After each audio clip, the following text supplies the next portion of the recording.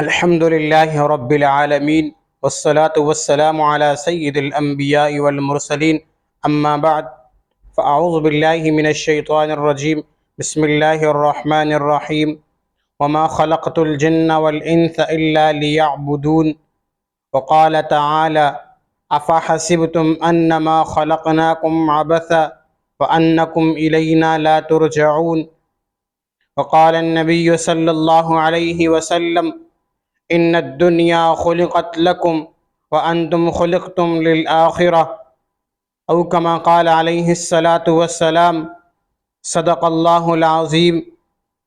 میرے بھائیوں، دوستوں اور بزرگوں، اللہ رب العزت نے انسان کو اس دنیا کے اندر اشرف المخلوقات بنایا ہے۔ ہم روز صبح اٹھتے ہیں، کھاتے ہیں، کام کاج کرتے ہیں، رات کو پھر آ کر ہم سو جاتے ہیں، لیکن کیا کبھی ہم نے یہ بھی سوچا ہے کہ آخر ہماری زندگی کا مقصد کیا ہے؟ کیا صرف دنیا میں جینا، کھانا پینا اور سونا، پھر مر جانا، کیا یہی سب کچھ ہماری زندگی کا مقصد ہے؟ نہیں میرے بھائی، ہماری زندگی کا مقصد یہ نہیں ہے۔ ہمیں تو اللہ رب العزت نے اپنی عبادت کے لیے پیدا کیا ہے،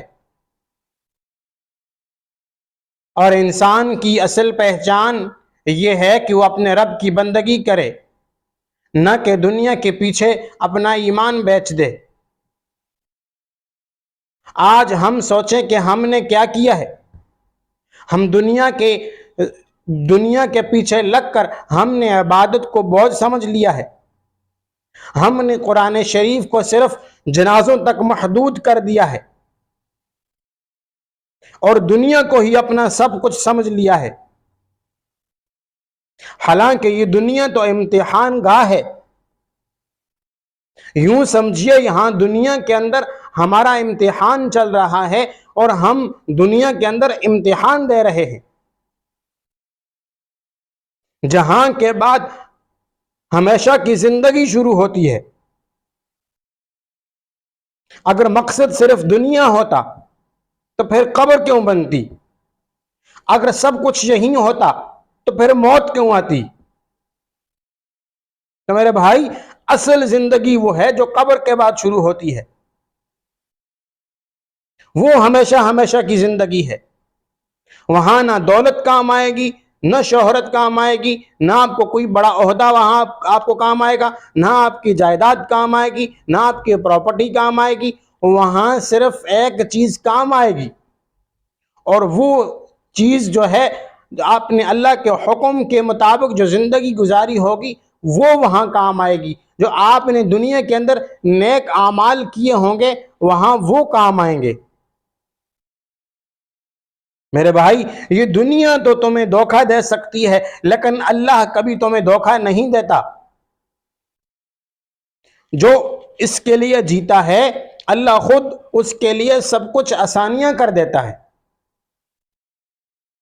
تو اپنی زندگی کو اللہ کے مقصد کے مطابق بنا لو، نماز سے دل جوڑو، قرآن کو اپنا ساتھی بنا لو، اور یاد رکھو جس نے اپنے رب کو پا لیا اس نے سب کچھ پا لیا۔ تو اللہ نے ہمیں وہ زندگی جینے کی توفیق دی جس پر وہ راضی ہو، اور ہماری زندگی اس کے مقصد کے مطابق گزرے۔ جب ہماری زندگی اللہ کے مقصد کے مطابق گزرے گی تو پھر ہم دنیا میں بھی کامیاب ہوں گے، اور آخرت کی جو ہمیشہ ہمیشہ کی زندگی ہے اس میں بھی کامیاب ہوں گے۔ لہٰذا آج اسی مجلس میں اٹھنے سے پہلے ہم یہ ارادہ کریں کہ آج سے ہم جو پچھلی زندگی ہے، جو گزر گئی ہے غفلت میں، اس پر اللہ سے توبہ کرتے ہیں، اور آگے جو زندگی ہے جتنی باقی ہے اس کو اللہ کے حکم کے مطابق اور اللہ کا جو مقصد ہے اس کے مطابق زندگی گزاریں گے۔